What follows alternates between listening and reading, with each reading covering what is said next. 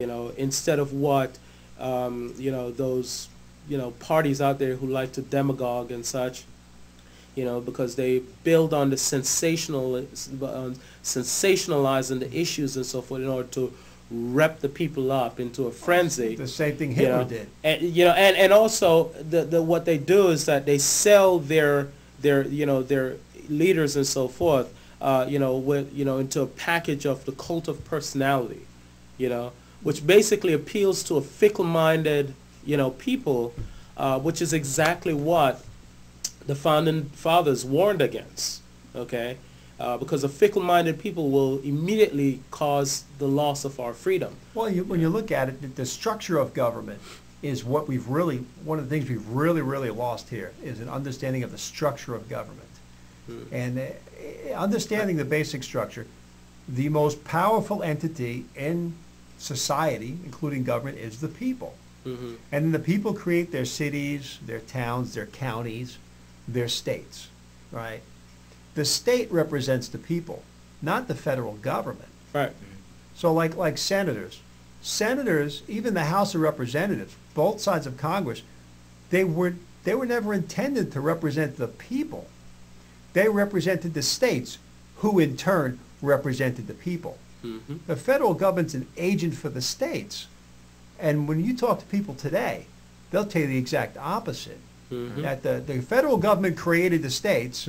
It's like, oh my God, have we come 180? We're completely out of phase. Everything's backwards. We are. States are like little independent countries, basically. And it's like, that's not the way it was designed. That's not the way it was built. And it's not going to work. With enumerated powers. Okay. Enumerated powers. What that means is restricted, selective, very defined. If it's not here, you can't do it. If I haven't expressly given you permission to do it, you can't. I got a question. Yeah, go ahead.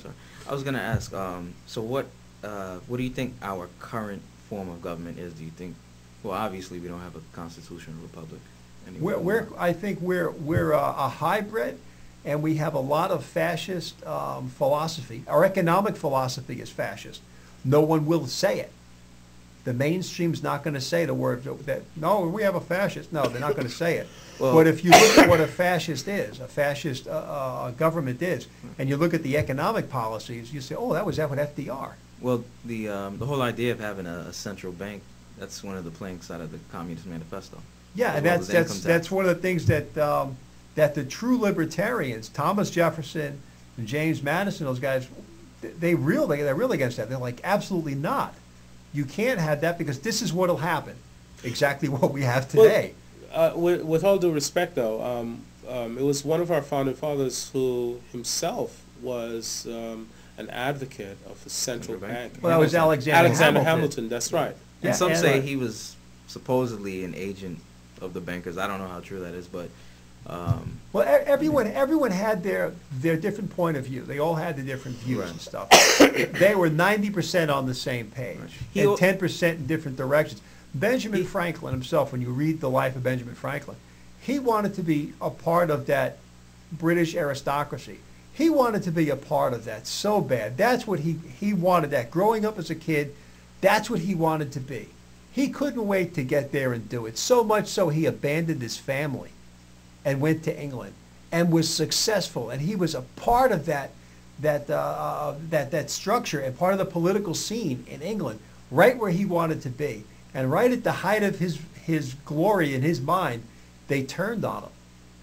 And well, he realized that in essence they were not going to do that they were not going to be fair to the colonies.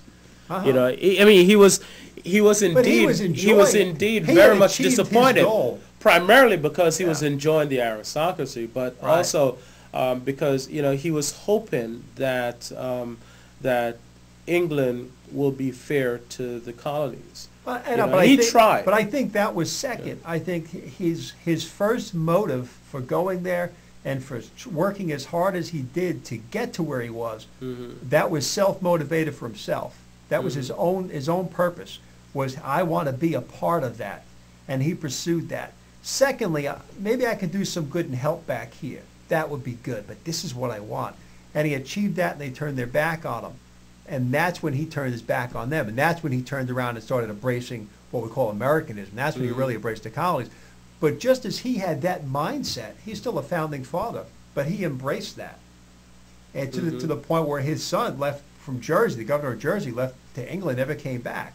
His son went to the other side. Well, he basically I think he had his son thrown in jail, and he disowned his son, and kept his grandson, raised his own grandson. But it's interesting, and Hamilton the same way.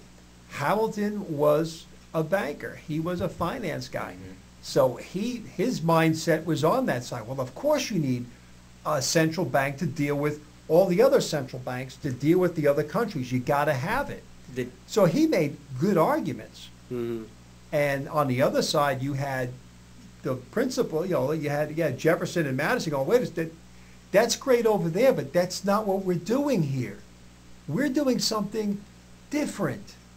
And we can't have that here. If we bring that here, what's the difference? Why did we fight the war? Well, I think for the most part, if we really are to tap into, the core principles of the founding fathers, not so much as to be this cookie cutter, or not so much cookie cutter, but wholly individual form of government or nation, so forth, but to take the best of ideas and make them work. But make them work within the confines of these fundamental principles. And I think that's exactly what Thomas Jefferson, those guys were looking at. Here's the basic structure. When Madison wrote that out, it's this is what we have. Right. You're restricted to this. If you need anything more, you have to come back to us.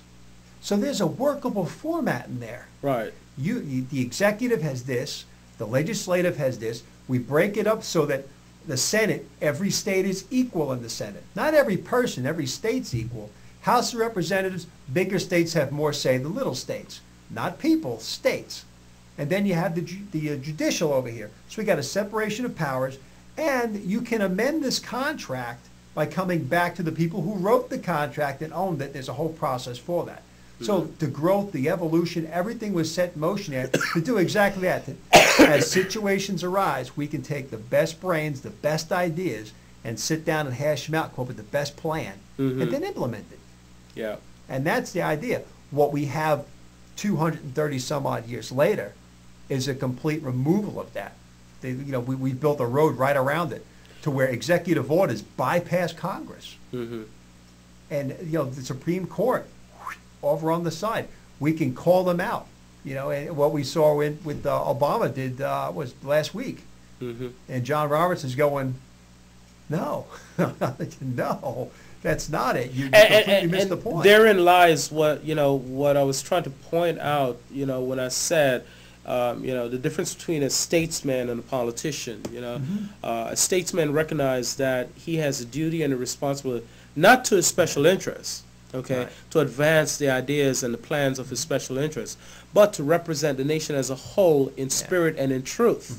Not to say whatever I want and so forth, which is convenient for the moment, but to say what is true. No, it's funny you should mention that, because that you're hitting right on the core of what it is. When you're an elected representative, your own thoughts and ideas, they're yours. You can't enforce them. You can't force them on the people you're representing. You've got to pay attention to them. You are their voice, not your voice. It's their vote, not your vote.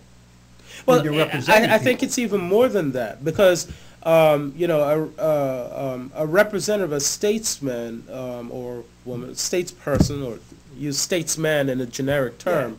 It basically it's not so much that